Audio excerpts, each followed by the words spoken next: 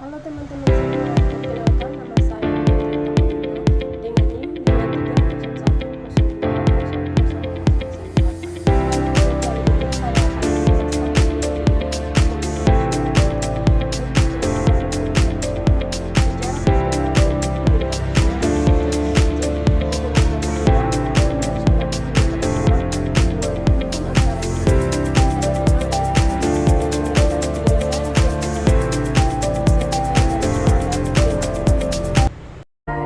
Sebelum kita masuk pada materi tersebut, tentunya kita mengetahui apa itu hukum internasional.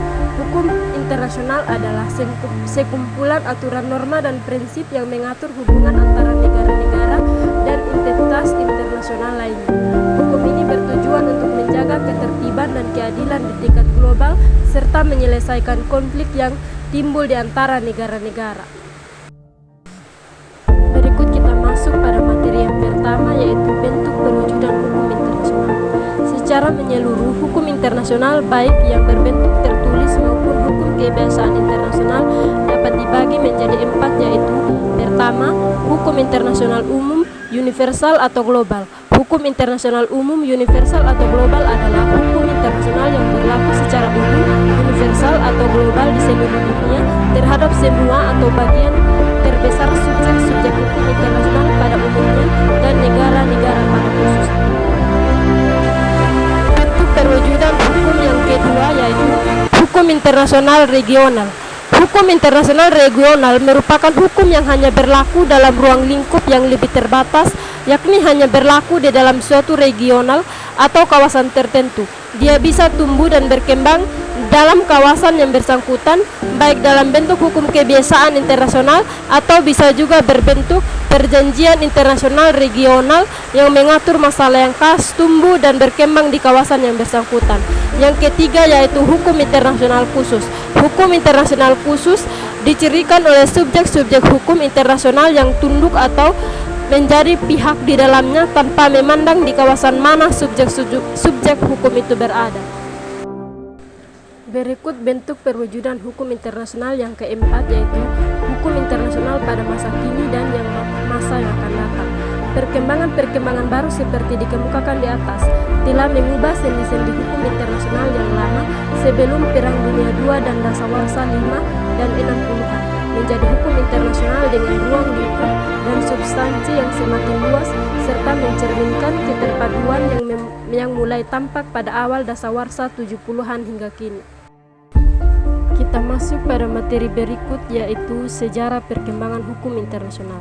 Dalam buku yang ditulis oleh Jawahir Tontowi dan Pronto Iskandar disebutkan bahwa perkembangan hukum internasional melalui beberapa masa atau periode yang masing-masing kontribusi, yaitu pertama pada masa klasik. Permulaan dari hukum internasional dapat kita lacak kembali mulai dari wilayah Mesopotamia pada sekitar tahun 2100 sebelum Masehi, di mana telah ditemukan sebuah traktat pada Dasawarsa abad ke-20 yang ditandatangani oleh Enamatum, Bempin Lagas dan Bempin Uma. Traktat tersebut ditulis di atas batu yang di dalamnya mempersoalkan perbatasan antara kedua negara kota tersebut. Yang kedua, pada masa pertengahan. Sebenarnya pada masa ini hukum internasional kurang mendapatkan perhatian, bahkan bisa dikatakan mengalami penurunan. Peran keagamaan secara berlebih-lebihan mendominasikan sektor sekuler. Kemunduran luar biasa ini berakibat pada terpinggirnya rasio. Karena itu tidak terherankan apabila zaman pertengahan disebut sebagai masa kegelapan. Sejarah yang ketiga yaitu hukum internasional Islam. Ditinjau dari aspek sejarah, Islam memberikan kontribusi yang signifikan terhadap perkembangan hukum internasional, tidak saja pada tataran teoritis belaka tetapi juga dalam dimensi praktis hubungan antara negara-negara Islam termasuk organisasinya dengan negara-negara barat lainnya. Sejarah hukum yang keempat yaitu hukum internasional modern. Pada abad ke-17 dan 18, semangat baru memasuki hukum internasional. Semangat ini dikembangkan oleh pemikir atau penulis berpengaruh seperti Hugo de Groot, Samuel Godefroy, Ricardo Causse, Cornelis dan Bayang Sok, sampai ke Jeremy Bentham yang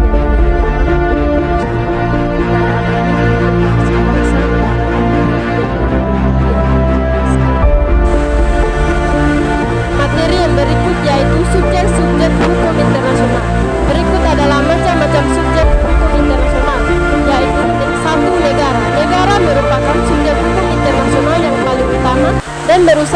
berusia paling tua karena yang pertama muncul sebagai subjek hukum internasional.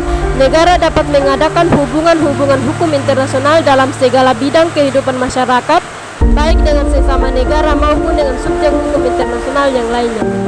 Yang kedua ada organisasi internasional.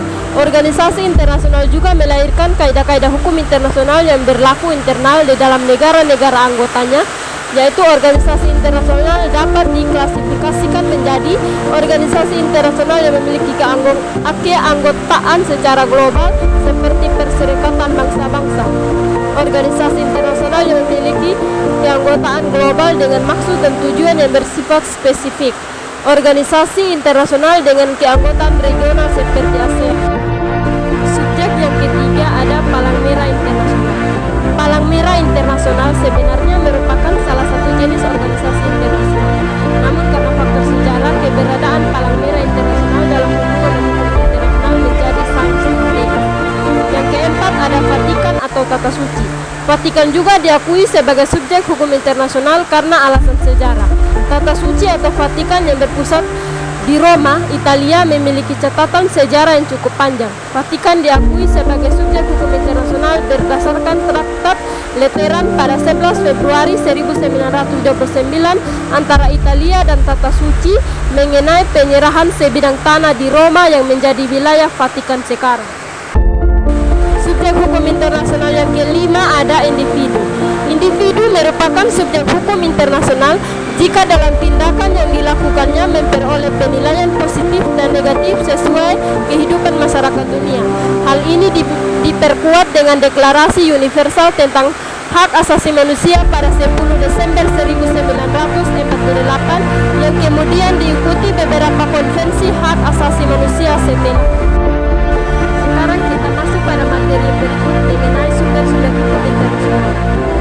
Berikut adalah beberapa sumber hukum internasional yang penting. Satu, perjanjian internasional merupakan kesepakatan yang dibuat antara negara-negara atau entitas internasional. Perjanjian ini dapat bersifat bilateral atau multilateral dan mengikat pihak-pihak yang menandatanganinya. Dua, kebijakan internasional adalah praktik yang diterima secara umum oleh negara-negara sebagai hukum. Kebiasaan ini muncul dari pelaku yang konsisten dan diakui sebagai kewajiban hukum meskipun tidak tertulis secara formal. Sumber-sumber yang berikut yaitu 3. Prinsip-prinsip umum hukum merupakan norma-norma yang diterima secara universal oleh sistem hukum nasional. Contohnya termasuk prinsip keadilan, kepatutan, dan tanggung jawab. Yang keempat, keputusan pengadilan internasional. Putusan dari pengadilan internasional seperti Mahkamah Internasional atau pengadilan arbitrasi dapat menjadi sumber hukum. Keputusan ini membantu menjelaskan dan menerapkan hukum internasional. Yang kelima ada doktrin hukum. Pendapat para ahli hukum internasional dapat menjadi referensi dalam memahami dan menginterpretasikan hukum internasional meskipun tidak mengikat. Doktrin ini sering dijadikan acuan. 6. Resolusi dan deklarasi organisasi internasional. Meskipun tidak selalu mengikat secara hukum, resolusi dan deklarasi yang dikeluarkan oleh organisasi internasional seperti PBB dapat mempengaruhi perkembangan hukum internasional. Berikut kita masuk pada materi penyelesaian sengketa internasional. Penyelesaian sengketa secara damai. Ada beberapa metode yaitu 1. Negosiasi. Negosiasi hingga kini masih menjadi cara untuk menjembatani diskusi antara negara yang terlibat dalam sengketa internasional meski ia tergolong metode tradisional, negosiasi tetap efektif. 2. Mediasi. Mediasi mirip dengan negosiasi. Perbedaannya dalam mediasi ada keterlibatan pihak ketiga yang berperan sebagai perantara yang menentukan pihak-pihak yang bersatu. Berikut yang ketiga ada jasa-jasa baik dan mediasi. Jasa-jasa baik adalah tindakan pihak ketiga yang berusaha memberi perlindungan atau memfasilitasi penyelenggaraannya tanpa berperan aktif di dalam masalah. Yang keempat ada ada arbitrase. Arbitrase adalah cara penyelesaian sengketa internasional dengan mengajukan masalah konflik ke pihak tertentu yang dipilih untuk memutuskan sengketa tanpa harus memperhatikan ketentuan hukum secara ketat. Yang kelima ada penyelesaian yudisial. Penyelesaian yudisial adalah penyelesaian yang dihasilkan melalui suatu pengadilan internasional yang dibentuk berdasarkan pemberlakuan kaidah-kaidah hukum. Sekarang kita membahas mengenai pengakuan hukum internasional. Pengakuan dalam hukum internasional merupakan persoalan yang cukup rumit karena sekaligus melibatkan masalah hukum dan politik. Dalam masalah pengakuan, unsur-unsur politik dan hukum sulit untuk dipisahkan secara jelas karena pemberian dan penolakan pengakuan oleh suatu negara sering dipengaruhi pertimbangan politik, sedangkan akibatnya mempunyai ikatan hukum. Dalam dunia hukum internasional, pengakuan adalah suatu aspek penting yang melibatkan dua konsep utama, yaitu yang pertama ada pengakuan de facto. Pengakuan de facto merujuk pada pengakuan atas keadaan atau situasi yang sebenarnya. Dalam konteks hukum internasional, pengakuan de facto diberikan kepada suatu entitas atau pemerintahan yang memiliki kendali atau kekuasaan nyata atas wilayah atau populasi tertentu, meskipun pengakuan ini belum tentu didasarkan pada legitimasi hukum formal. Yang kedua ada pengakuan de jure. Pengakuan de jure di sisi lain merujuk pada pengakuan yang didasarkan pada legitimasi hukum formal. Artinya, pengakuan de jure diberikan kepada entitas atau pemerintahan yang diakui sebagai sah berdasarkan norma-norma hukum internasional, konstitusi, atau perjanjian internasional. Pengakuan de jure mengakui kedaulatan dan legalitas suatu entitas resmi.